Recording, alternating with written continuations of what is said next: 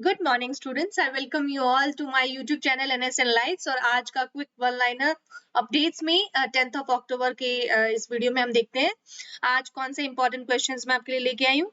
तो चलिए स्टार्ट करते हैं। तो पहला क्वेश्चन होगा, where did the new family of bony fish discovered. हमें एक बोनी फिश जो होती है उसका एक नया फैमिली, एक नया स्पीसीज कह सकते हैं कि हमें मिला है। ये कौन से स्टेट में है? ये कर्नाटका में, केरला में, ओडिशा में, अंडमान में। सो राइट ऑप्शन आपका केरला हो जाएगा। ओके, सो केरला आपका बिल्कुल सही आंसर हो जाएगा। Scientists from India, Germany, UK and Switzerland have discovered a new family of bony fish from the Western Ghats and named it uh, Enigma Chianidae. Okay, so ये इसका नाम होगा। So आप प्लीज इसको याद रखें। ये कई बार नई स्पीसीज जो आती हैं कहाँ उनकी, स्पेशली वेस्टर्न घाट्स और आपका अंडमान निकोबार और आपका लक्षद्वीप, ये जो एरिया है स्पेशली, और हिमालयाज, नॉर्थ ईस्टर्न हिमालयाज जो है वहां पे नई नई स्पीसीज मिलती रहती हैं। तो चलिए नेक्स्ट क्वेश्चन, आप मुझे कमेंट सेक्शन में जरूर बताइएगा कि वेस्टर्न घाट्स आपके कौन कौन से स्टेट्स में फैले हुए हैं, किन किन स्टेट्स में वेस्टर्न घाट्स आते हैं। चलिए नेक्स्ट आपका famous chilli Dalle Khursani that receive GI tags belongs to which state. देखो जीआई टैग्स हमारे लिए बहुत इंपॉर्टेंट, आपको पता है हर एग्जाम के लिए इंपॉर्टेंट होते हैं और हर 2-4 महीने में ये बल्क में मिलते रहते हैं। बहुत सारी जो खाने पीने की चीजें हैं, आपकी कल्चर से रिलेटेड चीजें हैं, उनको मिलते रहते हैं। सो अभी एक ये चिली है, बहुत ही तीखी मिर्ची मानी जाती है, आउट ऑफ द वर्ल्ड, मतलब पूरी दुनिया में ही बहुत फेमस है। तो ये चिली कहाँ मिलती है? ये असम, हरियाणा, सिक्किम, उड़ीसा। सो आपका राइट ऑप्शन हो जाएगा सिक्किम। सो सिक्किम में ये मिलती है आपकी चिली और इस चिली की कीमत है 480 रुपए किलो। राइट, ये लोकल मार्केट में मिलती है, मतलब सिक्किम में ही ये इस तरह की दिखती है, देख लीजिए।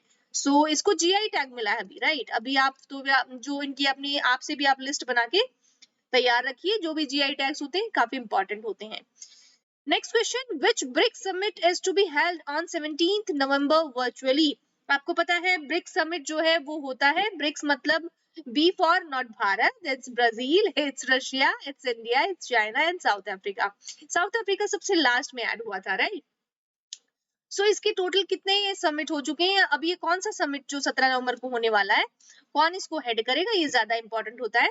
सो ये आपका 12th समिट होगा। ओके, सो 12th समिट होने वाला है ब्रिक्स का और इसमें ये आपका चेयरमैनशिप ऑफ चाइना की चेयरमैनशिप में ये अभी करा जाएगा। ठीक है, so this is it. Next question, IACC presented lifetime achievement award to whom. देखिए IACC क्या है? ये Indo American chamber of commerce, ये Indo American chamber of commerce इसको बोलेंगे। इन्होंने लाइफ टाइम अचीवमेंट कौन सी बड़ी महान हस्ती को दिया है? ये अमिताभ बच्चन है, दिलीप कुमार जी हैं, रतन टाटा जी हैं, मुकेश अंबानी जी हैं। राइट, सो ये बहुत बड़े बड़े हमारे इंडस्ट्रियलिस्ट, फिलैंथ्रोपिस्ट हम कह सकते हैं, एक्टर्स भी हैं इसमें। सो इस लिस्ट में से आपके रतन टाटा जी, ये इनको अवार्ड मिलने वाला है। सो आप ये ध्यान रखिए, रतन टाटा जी जो टाटा इंडस्ट्रीज है उसके चेयरमैन है। So achievement awards of business icon Ratan Tata for his pioneering role in business relation of India USA and for his lifetime achievement in the global leadership. Right, कभी इनकी स्पीचेस सुनिए, बहुत अच्छा बोलते हैं। राइट, चलिए नेक्स्ट आपका क्वेश्चन हो जाएगा, where did Quad foreign ministers meet being held. तो जी क्वाड फॉरेन मिनिस्टर्स मीट क्या होता है? इसमें हम आपको बता दें, क्वाड मींस 4, तो इसमें कौन कौन से देश हैं जिनकी मीटिंग अभी होनी है? तो ये आपका, और ये कहाँ होनी है मीटिंग? ये आपका टोक्यो में मीटिंग होगी। और कौन कौन से कंट्रीज है ये भी मैं आपको बता देती हूँ।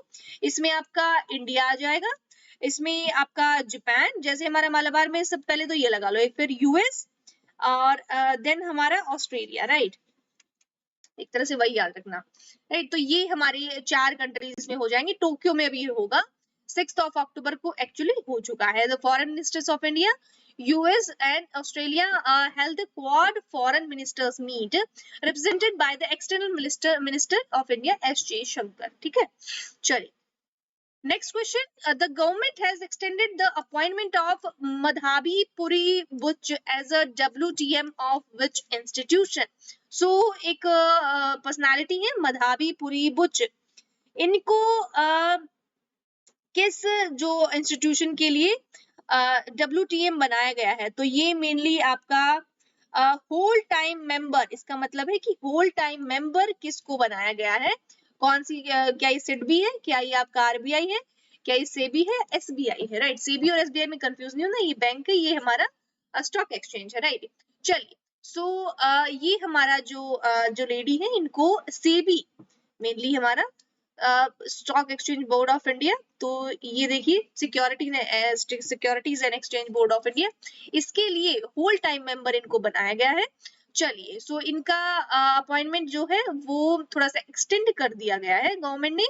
Next question, which organization has successfully flight test the supersonic missile assisted release of torpedo? सो जी, ये क्या है, ये कौन सी ऑर्गेनाइजेशन है जिन्होंने फ्लाइट सुपरसोनिक एक फ्लाइट है इसको टेस्ट किया, एक हाइपरसोनिक होता है, एक सुपरसोनिक होता है, राइट।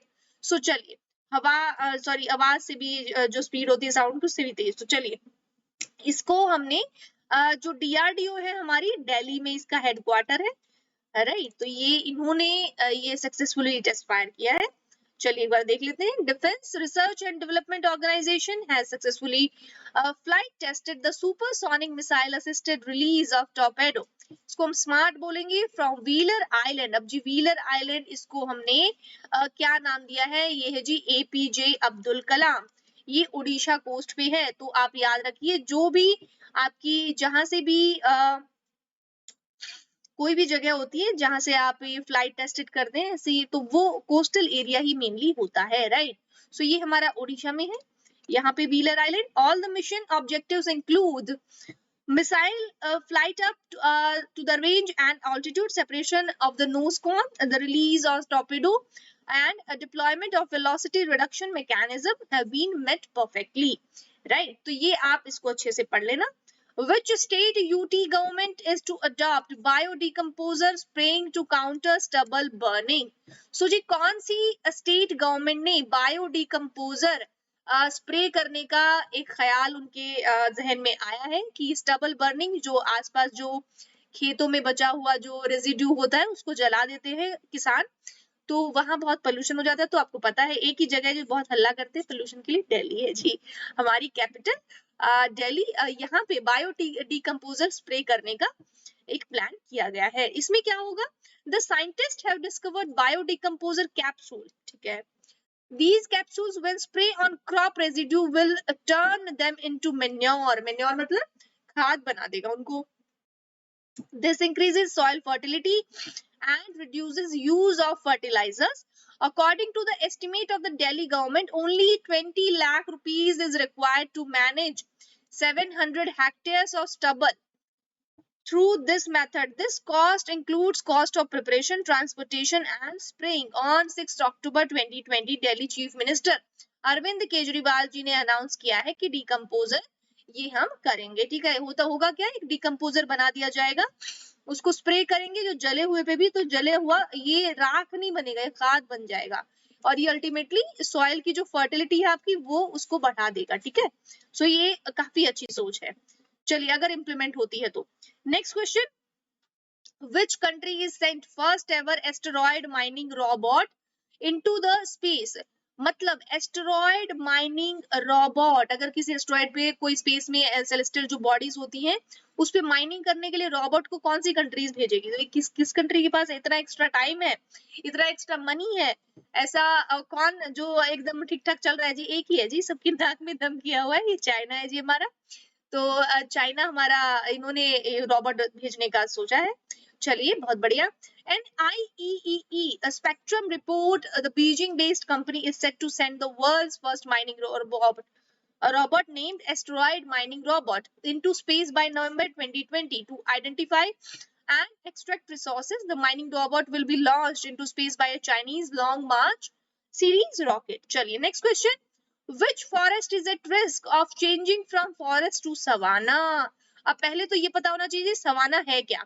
ये है जी हमारे वर्ल्ड के लार्जेस्ट ग्रासलैंड, ठीक है, ग्रासलैंड है जी। मतलब यहाँ पे कोई बड़े बड़े पेड़ नहीं होते, झाड़ियां होती है, मेनली यहाँ पे झाड़ियां होती हैं, ज्यादातर सूखा रहता है, ज्यादातर एक तरह से थोड़ा थोड़ा डेजर्ट एरिया ही इसको हम बोल सकते हैं। और ये कहाँ आता है जी, ये आता है जी अफ्रीका में। आप मुझे बताएंगे कमेंट में कि सवाना का पर्टिकुलर कंट्रीज कौन कौन सी हैं, right, which countries lies the savanna, ठीक है। तो कौन कौन सी कंट्रीज है जो जहाँ पे सवाना होता है, जिसको जो सवाना के जैसे सहारा है, सहारा हमारा कम से कम 11 कंट्रीज है वहां पे फैला हुआ है, तो ऐसे ही सवाना कितनी कंट्रीज में आता है। तो कहने का मतलब है ऐसे फॉरेस्ट जंगल जो अब झाड़ियां बनने वाले हैं, कौन सी है जी, ब्लैक फॉरेस्ट है, ये जर्मनी में है जी, केक भी आता है इस फ्लेवर का। अमेजन फॉरेस्ट है जी, अमेजन, बहुत ही अमेजन, ये अमेजन पे नहीं आते हैं जी, मतलब अमेजन पे बिकते नहीं है, अमेजन फॉरेस्ट का नाम है। बैकुंठा फॉरेस्ट, ये नाम से लग रहा है जी इंडिया का ही कहीं होगा।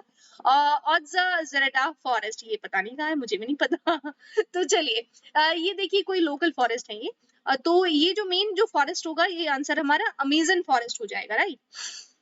देखिए जी, अभी अमेजन का 40% जो एरिया है ना वो सवाना में बदल सकता है। जो चेंजिंग जो सिनेरियो हो रहा है एनवायरनमेंट का डे बाय डे, आपको पता है कितनी लंबी आग लगी है, वो चल ही रही है आग, तो उसके लिए अब क्या बचेगा, कुछ बचेगा ही नहीं वहां पे, राइट।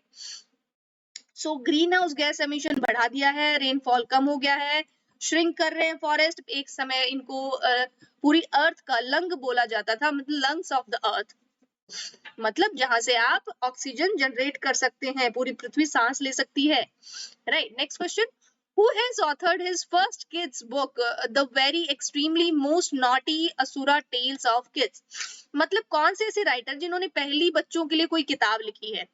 सो जी एस एस राजमौली है जी, ये तो फिल्म बनाते हैं। करण जौहर जी, ये भी कुछ ऐसा ही कुछ करते हैं। आनंद नीलकंठन, ये नन ऑफ दीज, तो जी पूछा है तो कुछ ना कुछ तो होगा, तो राइट ऑप्शन भी सी, राइट। तो सी ऑप्शन होगा जी, ठीक है। सो आपका बाहुबली सीरीज इन्होंने लिखी थी, आपको याद हो, ये बहुत ही फेमस सीरीज है। Jai Mahishmati. Anand Neelakantan has authored his first kids book, ये है जी personality, the very extremely most naughty asura tales of kids, तो ये जी इन्होंने लिखा है। Next question, who has been honoured with global COVID crusader award 2020, तो कौन है जी जिनको ये अवार्ड मिला है, ग्लोबल कोविड क्रूसेडर, राइट। अब देखते हैं, ये अवार्ड मिला है जी इकबाल सिंह चहल को। ये जी इकबाल सिंह चहल जी जो है, ये आईएएस ऑफिसर है, municipal commissioner of municipal commissioner greater Mumbai के हैं जी। has become the first Indian bureaucrat to be recognized and receive global acknowledgement for his contribution in controlling the novel coronavirus infection in India, financial capital, and for financial capital कौन सी, Mumbai, right, for working to flatten the curve, right, to flatten the curve मतलब जो आपके infection है वो एक मतलब एक उसमें स्टेबिलिटी आ जाए, ज्यादा वो ऊपर नीचे ना हो, ठीक है, ऐसे ना हो, एकदम स्टेबिलिटी से आ जाए, ठीक है। So working in congested areas in the cities including Asia's biggest Dharavi, तो धारावी तो बहुत फेमस है, आपको पता है किस लिए फेमस है। चलिए, who addressed an international webinar on textile tradition organized by ICCR, तो जी आईसीसीआर के बारे में हम ये जो किसने ये वेबिनार ऑर्गेनाइज किया है, तो चलिए आपको बता देते हैं, ये जी और कोई नहीं, एक ही है, हमारे प्रधानमंत्री जी नरेंद्र मोदी जी, इन्होंने किया है ये, ठीक है। सो जी prime minister Narendra Modi addressed an international webinar on textile tradition organised by the ICCR, speaking on the occasion, ये आप पढ़ लेना। सो चलिए नेक्स्ट, युद्ध प्रदूषण के विरुद्ध, ये कौन सा ये जो कैंपेन है किसने लॉन्च किया है जी, युद्ध प्रदूषण के विरुद्ध, प्रदूषण मींस पोल्यूशन के खिलाफ हम कोई लड़ाई लड़ रहे हैं, वॉर है, तो ये जी हमारे अरविंद केजरीवाल दिल्ली के सीएम है, इन्होंने लॉन्च किया है कैंपेन, ठीक है। ये आपका जो डस्ट प्रॉब्लम है, जो पोल्यूशन प्रॉब्लम है दिल्ली में, उसको रोकने के लिए। वाइल्ड लाइफ वीक बहुत बार बताया है, 2 दिन पहले बताया था मैंने आपको, 2 to 8 अक्टूबर, राइट, ये हमारा वाइल्ड लाइफ वीक है, एक बार फिर आपको याद दिलाने के लिए मैंने लिख दिया है। चलिए जी, ठीक है, इसके बाद हमारा जो इस बार का जो थीम होगा, exploring human animal relationship, right. चलिए, सो नेक्स्ट हो जाएगा, which airport became India's first 100% solar power airport, बहुत इंपॉर्टेंट है जी, और इसको आप यूज कर सकते हैं, आंसर्स में लिख सकते हैं, इसके बारे में और भी केस स्टडी कर सकते हैं, तो ये हमारा हो जाएगा not Delhi, not Chennai, not Chandigarh, it's Puducherry, right, हमारी पुडुचेरी। इसको फ्रांस के अंडर ये एक कॉलोनी थी पहले, फ्रेंच कॉलोनी थी। चलिए नेक्स्ट हमारा हो जाएगा ऑप्शन ए, ठीक है, हमारा Puducherry. Puducherry airport has become the airports authority of India first entirely solar powered airport in the country with the commissioning of 500 kilowatt ground mounted solar power plant at a cost of 2.8 crore.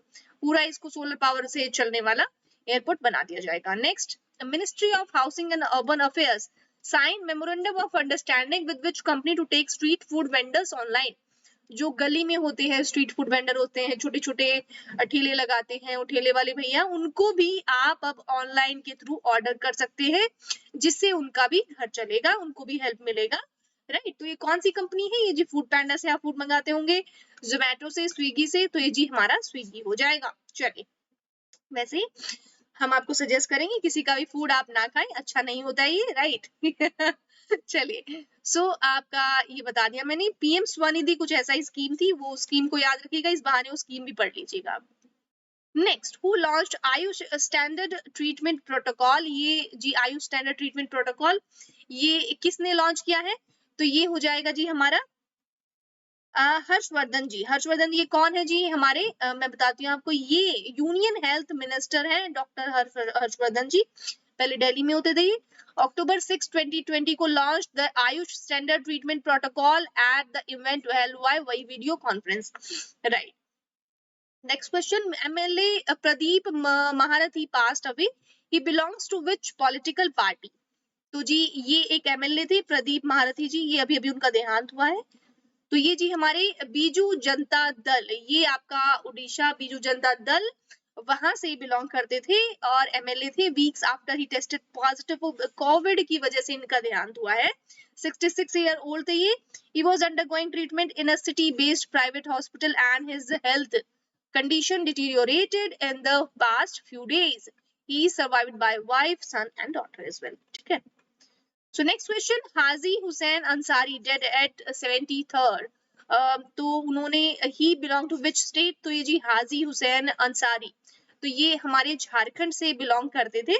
इनका भी अभी देहांत हुआ है Covid की वजह से ही. ये थे जी, ठीक है. सो रांची में इनका देहांत हुआ है. तो आप this is all about today.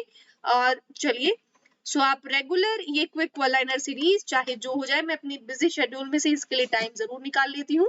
तो आप प्लीज इसको सपोर्ट कीजिए, देखिए इसको, शेयर कीजिए, लाइक कीजिए वीडियो को, और इसको ज्यादा से ज्यादा अपने फ्रेंड्स में और सर्कल में, ग्रुप्स में फैलाइए. राइट. और अगर आप इसमें कुछ और इनोवेशन चाहते हैं, कुछ नया चाहते हैं इस वीडियो में, तो आप मुझे बता सकते हैं. कुछ मुझे सजेशन जो देना हो आप दे सकते हैं नीचे कॉमेंट सेक्शन में. So please comment, right, comment जरूर कीजिए. सो this is all about today. Thank you so much.